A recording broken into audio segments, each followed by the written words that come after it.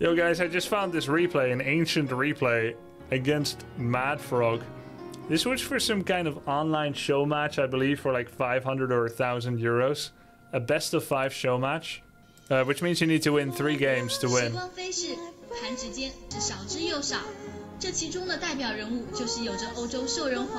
look at that! Orc King.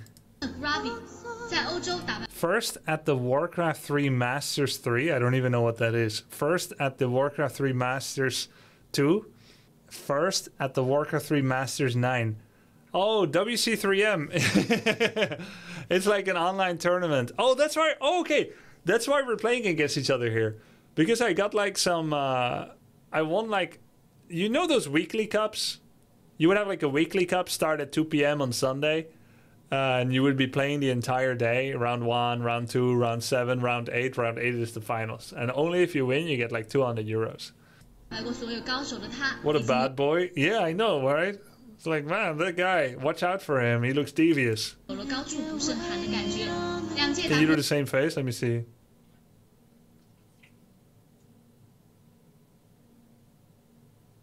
Kind of? So we were playing for the WC3 Masters season finals. Best of 5. First at the WC3 Masters June finals and first at the World Cyber Games 2004.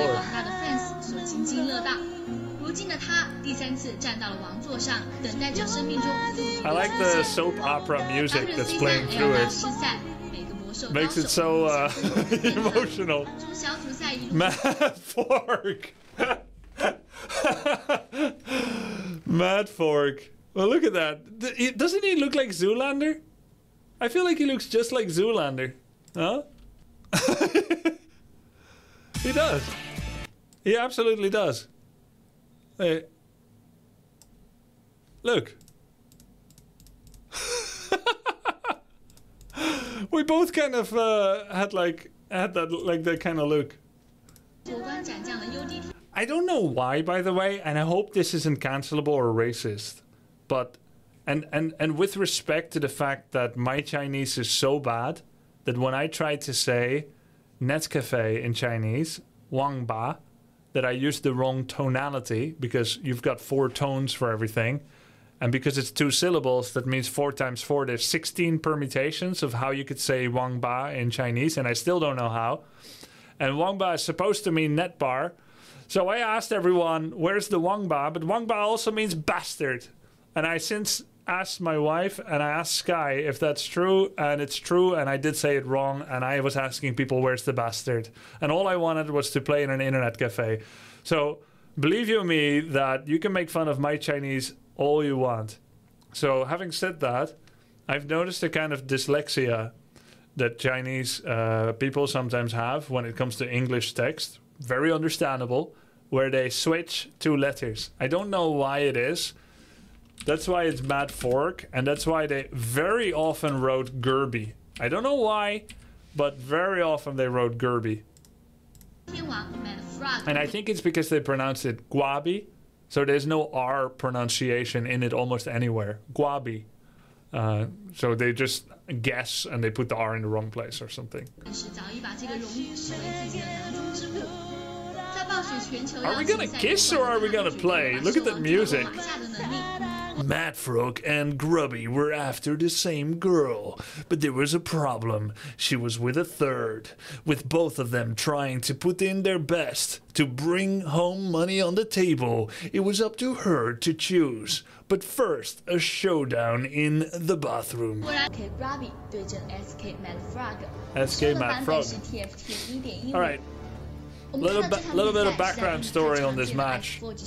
Mad Frog was very good against Orc back then, and I was kind of shitting my pants. And 4K Zeus, my teammate from Croatia, was going to support me during the match. It was an online match, and he was in this country and I was in mine, but we were going to chat in between maps. And he was going to show me his support. It was mostly for support, not for strategy advice. He's Night Elf. He doesn't know shit about Orc or Undead, or so I thought. But I just needed to feel loved and supported. And I felt very nervous, and back then often I didn't feel very loved, and if I didn't feel like the universe loved me, I didn't know how to perform because I didn't feel like I deserved good things. But he overslept, so I was alone and I felt very sorry for myself, and I ended up struggling quite a bit, and I actually ended up losing my first 2 games.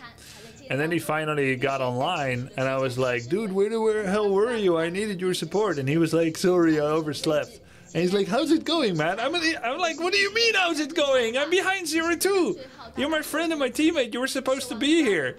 He didn't even check the record. He just asked, how's it going, man? It's like, and he's like, what happened? I'm like, well, he made a bunch of destroyers and he killed my burrows. I don't know what to do. He's just standing at home with his hero level 1, and then he makes like 6 destroyers and he kills all my burrows, and he's level 4. He wins the fight, my wind riders die, and it's over. It's bullshit. And then he's like, dude, just lame him. Just make war mill and make towers and lame him. You're really good at that. Yeah, just go mass bat riders and towers. I'm like, okay, I guess. Here goes nothing. I'm already losing. And this game is game number 1 of that. I'm behind 0-2 in the best of 5. And my strategy this game is gonna be just make towers.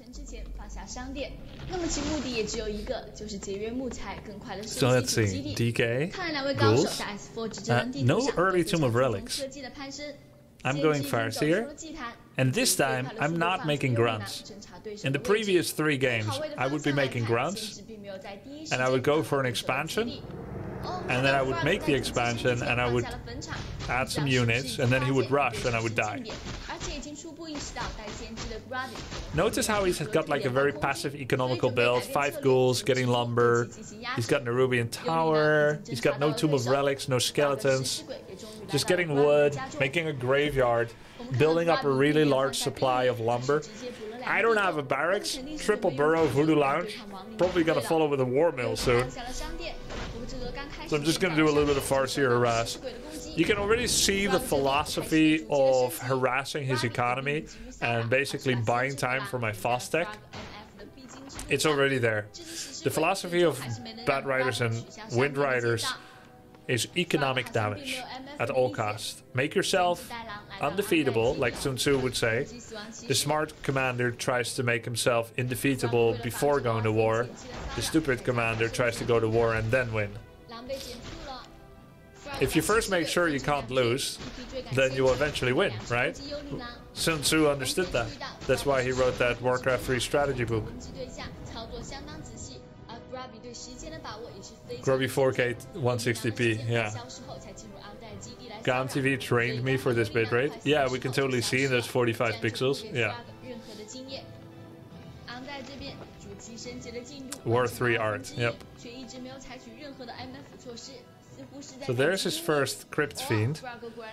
Oh, you know what? He isn't doing his Ghoul Destroyer style anymore. You know why? He saw him fast stacking, so he knows it's gonna be air. So he's already gonna prepare Fiends and Web. But you see how his DK is standing still in his base? This is such a wild style. This is what beat me 2 games in a row. I was so upset because I felt principally on like an intellectual level, this shouldn't work. And anyone that's played any active RTS like Warcraft 3, where creeping is a thing, knows this shouldn't work. This shouldn't work in Stormgate, because there's creep camps and resource camps. It shouldn't work in it shouldn't work in Godsorn, in Age of Empires, just the turtle and defend, because there's objectives out there on the map. But it did work because in that patch destroyers were very strong. So he would just make sure he loses nothing. Not greedy, just lose nothing, destroyers and win. But the dynamic is a little different now because I'm using his early game passivity by fast stacking, which I could say was my idea, but it was a Night Elf's idea, which is just embarrassing really. This was the idea of a Night Elf. But I will say that Night Elves are good at laming, so I guess he should know. He's Night Elf, they embody the lame. Oh, Daja. Oh, he's going for a Naga rush. Oh no, my Shadow Hunter got surrounded instantly. Oh my god! You had one job! I trained the shadow, it instantly gets surrounded. Mad Frog was very good at surrounds against the trees. So he comes in with the rush. 3 ghouls, 2 fiends. Cool. This is kind of like Sweet's style. There was a really legendary Korean undead player called Sweet. He loved picking up a tavern hero and then rushing with it. You know who else like that? Elfitaya. And you know who else? Naniwa. Naniwa is a name some of you might know from StarCraft 2. One of the most successful European Protoss players in StarCraft 2.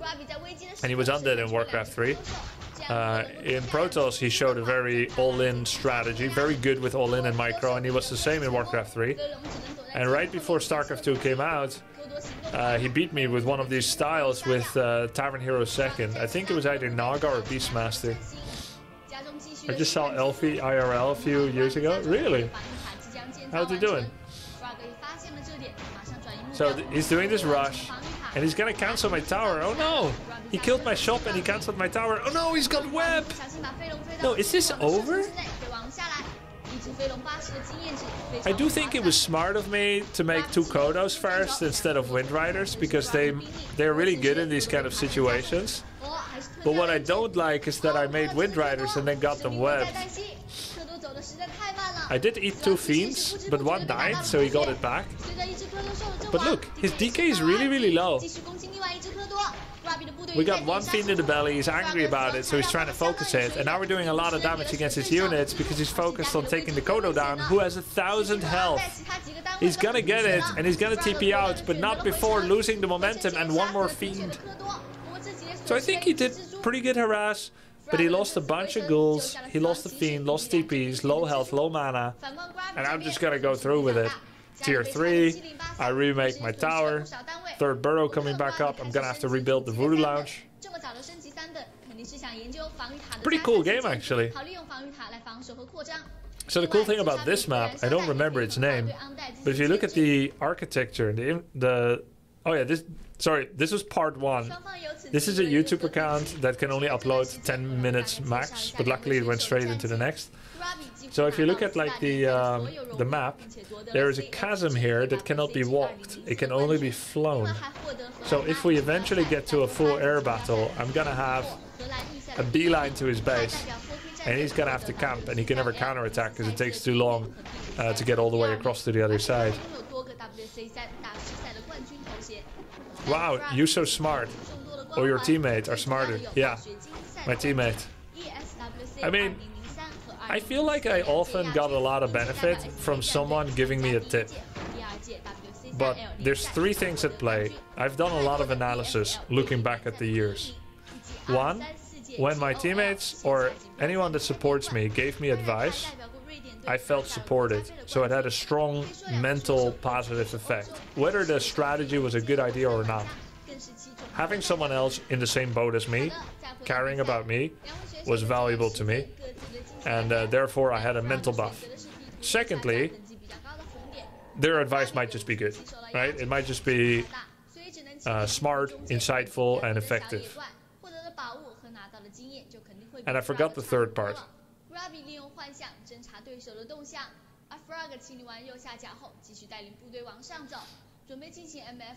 I don't remember the 3rd part I wanted to say.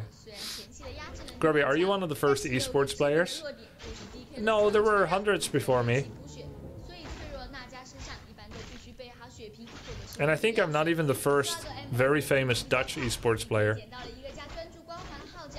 It's Fury? No, it's SK.MaD FroG. Even if it wasn't, you improved it? Yeah, I mean, I'm not sure exactly where I was going to go with it.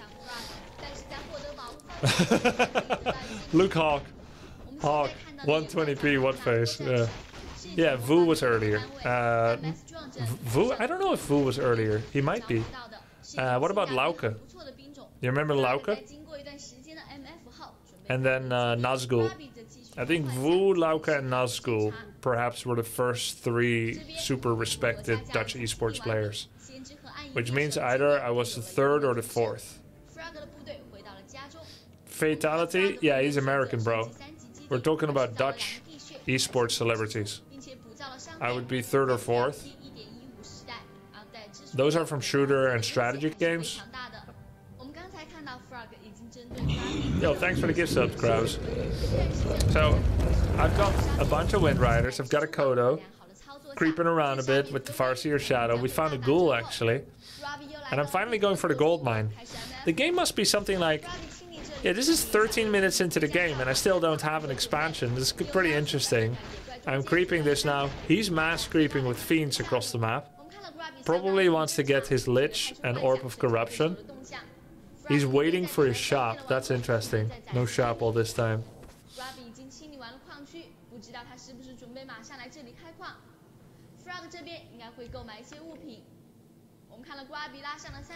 Yeah, I've played Battle Realms. I think it might be on my YouTube.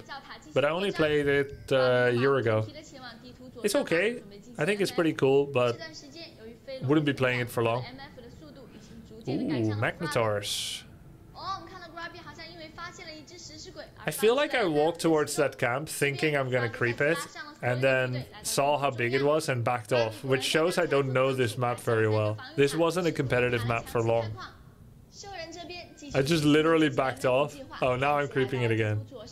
I think those are only level 5. They're not the Magnetar level 8 Reavers with Chaos damage attack and against air.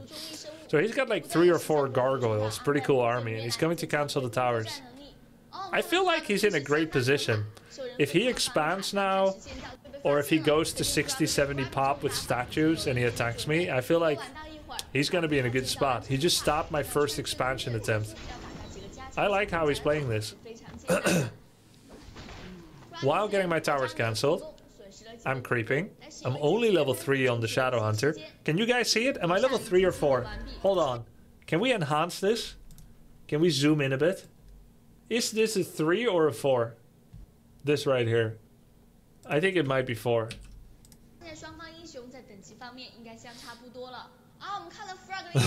Which potato was used to record this? I believe a TI-83. Texas Instrument 83 calculator. Smile. Ah! Gargoyles on my Wind Rider. Almost died, but the heal wave saved it. Did my Kodo survive? Yep. Look at this! Oh my god. Yo, if I can't tower expand, I can at least make towers at home. I really took it seriously what Zeus said. He said just lame and make towers and play air.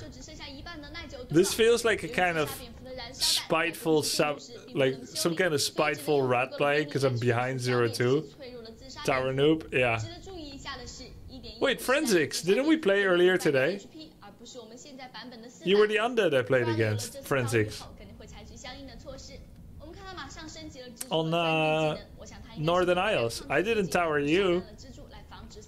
You're calling me a tower noob.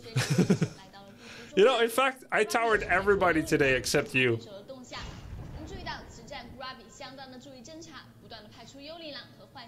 Why do I hear my name? No, your friend Zis. He's friend Zix.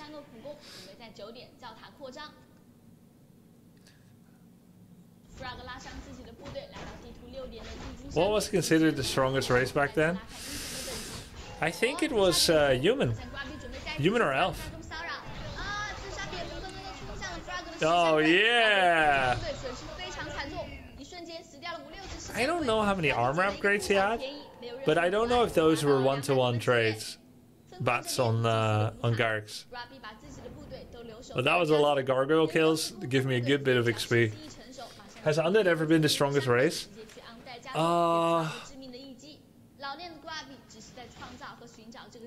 Maybe Undead was the strongest race recently in the last few years. Maybe. Because Undead first had this big Europe resurgence where many Undeads were winning. X-Lord and Happy and like 4 other Undeads. And they were all doing much better than average, than they were doing on average. And like every tournament was being won either by Happy, and then X-Lord was second, and then 120 was third. That happened a lot. And Undead, or Happy and 120 have been performing well. But it's difficult to say with such a small sample size. Ultimately, I feel like stats don't really show the truth anymore because we just don't have enough pros. People will claim they know, I will claim we know, but realistically, it's not sure. So anyway, the laming has begun. I've got a bat and 2 Wind Riders attacking his gold mine. And he's got a Fiend here that I think was burrowed. And he actually unburrowed and wept. And I lost so many units. Like 3 arrow units. But his gold mine is dead. And he cancelled my expansion again. Which means I don't have Tower Expo. And it's already 17, 18 minutes into the game. And usually gold mines last like 22 minutes. And I think... Did you guys see that? How much gold is left in this mine? What does it say here? I think it says 2,600. What do you guys think? I think that's 2,600. So I think there's like 4 minutes left of mining. 2,657. Yeah, that's what I think too. 2,657. I think you're right.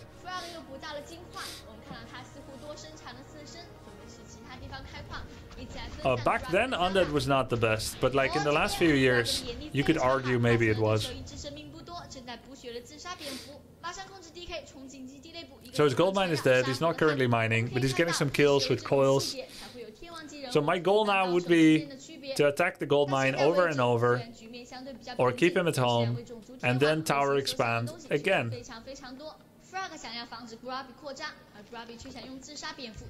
He actually made another tower, a spirit tower, poking at the Tomb of Relics from the side. The ends justify the means. Oh, he got a kill with web. So every... Oh, nice. We get... Oh, he was double gold mining. Ah, he's here to stop me from killing it. I feel like MaD played this really well.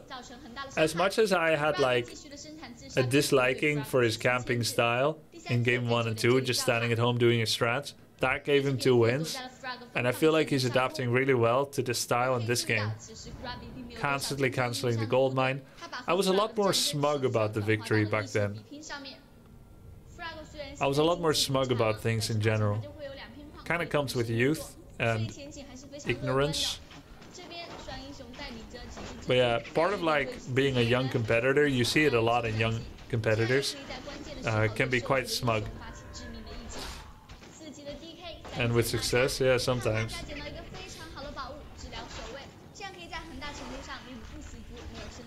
I was like, yeah, this style owns.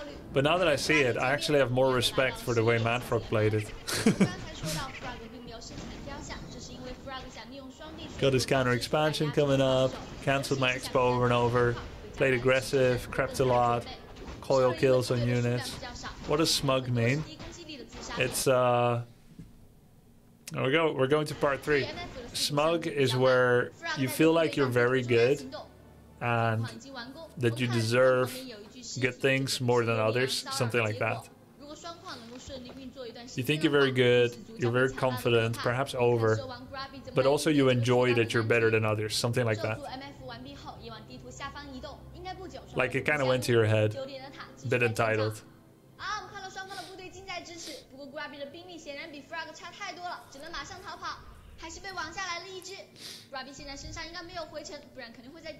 Oh, just speed scroll away. 3 units. 3 units got webbed. Casualties of war. Just run away, yoink. I'm going straight for his expansion.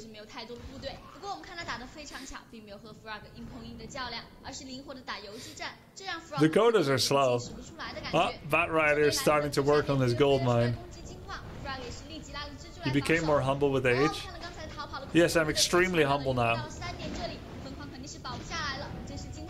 Some of the most humble there is.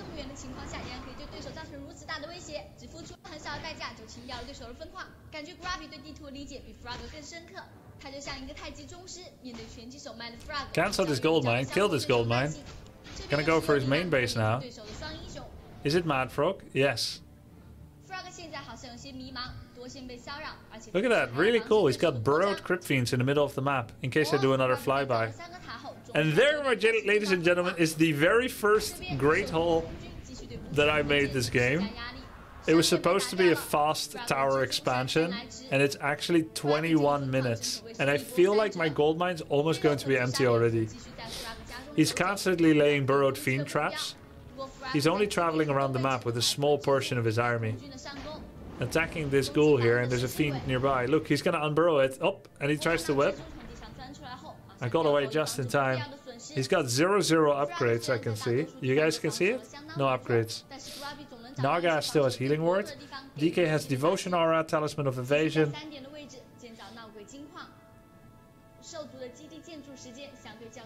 You can't be that competitive if not for some sense of self-belief. Yeah, for sure. I think it goes hand in hand with being competitive. And you know, if you're like a gentleman and you have sportsmanship, all that you really do is to hide your extreme competitiveness from others. Because it is discourteous to look like that. But that doesn't mean you should stop feeling like you're the greatest in the world. Competitors should feel like they're the greatest in the world. Because it can be very challenging and daunting to go up against everyone thinking, I'm rank 120 in the world. Like, that's not a great mindset to have. Oh! The burrow trap, he was a bit too late. He could have had 4 units there. I think being humble and competitive is a conscious effort of splitting 2 types of human. You split your competitiveness away from your social self. Dude, we're losing a lot of bats, but we killed his gold. No! Dude, Mad Frog is insane! I love how he played this. Are you sure we're winning this? No! No! Your Death Knight is gonna get hexed and killed! Oh my god! Oh, I remember this! No! He did everything so good! No, Mad Frog! No! Oh! He just did a miscontrol! No, he deserved to win this! 3-0. He killed air units everywhere. He trapped me in his base. He cancelled my expo so many times. He made his own. He remade. He held on. He split his army in 3-4 places. I flew over his fiends over and over, getting units picked off here and there, and then he accidentally walked his DK with TP into my base and got Hex Chain Lightning. He didn't notice on time. He got stressed, and we finally take a tiny Great Hole expansion because of the reprieve that move bought us. Oh no. Can you imagine the relief for Zeus when he got those 2 hero kills?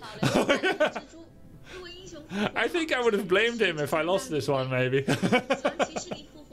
Like, that strategy sucked! Like, what is this supposed to do? That's why you don't listen to a Night Elf. That's why you don't listen to a Night Elf about strats when you're Orc against Undead. Oh, what a throw by Mad Frog. Zeus, I knew it. You know, he took credit for the win later. And I gave it to him too.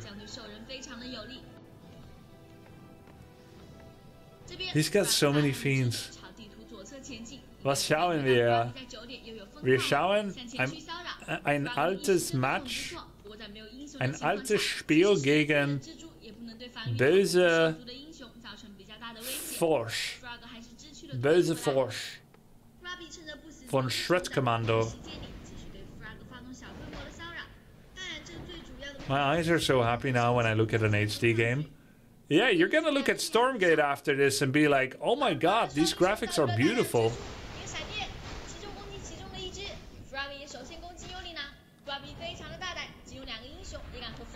Do I have detection? No detection. So every fiend is being survived. Did you see that? I just cast Scroll of the Beast on 2 heroes.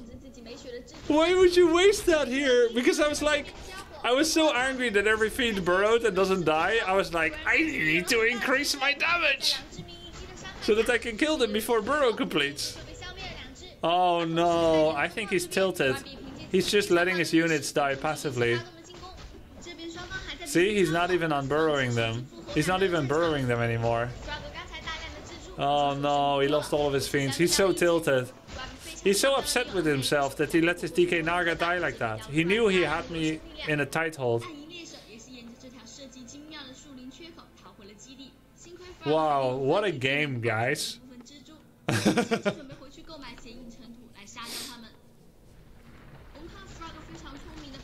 Shall I like... Is it incongruent that my camera currently is so high quality compared to the old thing? Like, is it distracting that I'm here in the bottom left with too high quality? Should I fix it a bit? Like, is this better? This is better, right? Yes, much better. Alright, alright, alright. Perfect. Perfect. Alright. So he continues to lose fiend after fiend. The witness protection program. I turned down the stream quality to 160 as well, and it now looks like a zoom background. Yeah, you're using like background elimination so that even if like your dog was humping a pillow in the background, your boss would be none the wiser. And it would literally not be embarrassing because they don't see it. Need to adjust sound a bit as well, yeah.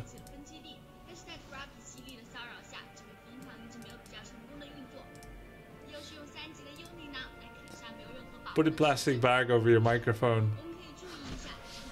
This kind of works now. Like, is this helpful? Does it sound better now?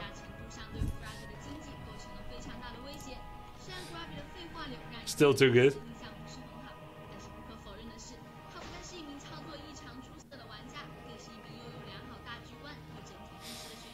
Use the webcam mic. Look, we've got a big army now. Gotta kill his gold mine one more time. Where are your vaunted fiends now? You lost them when you were emotionally affected by your DK Naga loss. Feels bad, man. Wait, does it burn down?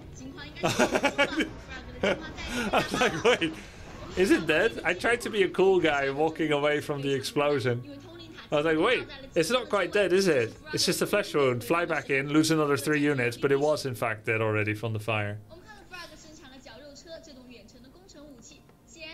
Man, what a lamer. I know, right? It's disgusting.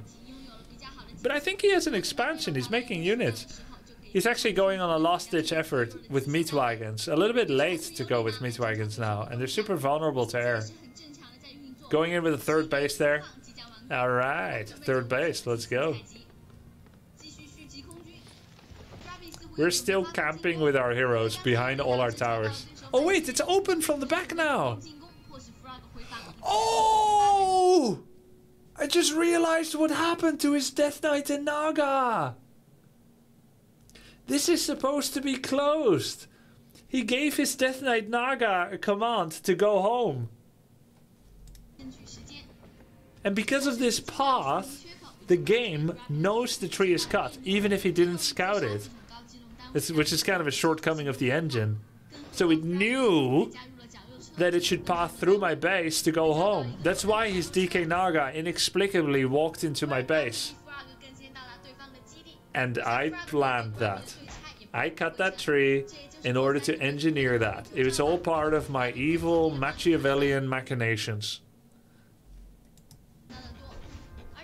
Yep, I opened up that tree to make exactly that happen. No, Zeus told it to me. He's like, and when it gets to the moment, look to the east and open the tree. What savage took these photos? Hey, don't be a hater because your eyes are wrong. Try getting some glasses. Oh my god, I'm gonna lose so many units. Ah, I killed the meat wagon. Let's go. I only lost like 4 air units or something. I killed his Black Citadel, which means he can't remake Acolytes anymore. Killed 1 more meat wagon, and now he's all in. So now he has no gold mine, he has no main base, so he can literally never mine again, unless he starts selling all his items, and then, you know, he's got no defense. Did you think he found out why it happened after this match? I don't know, Wizard Nips. I feel sorry for him getting lamed like this. But it's all within the rules of the game, you know.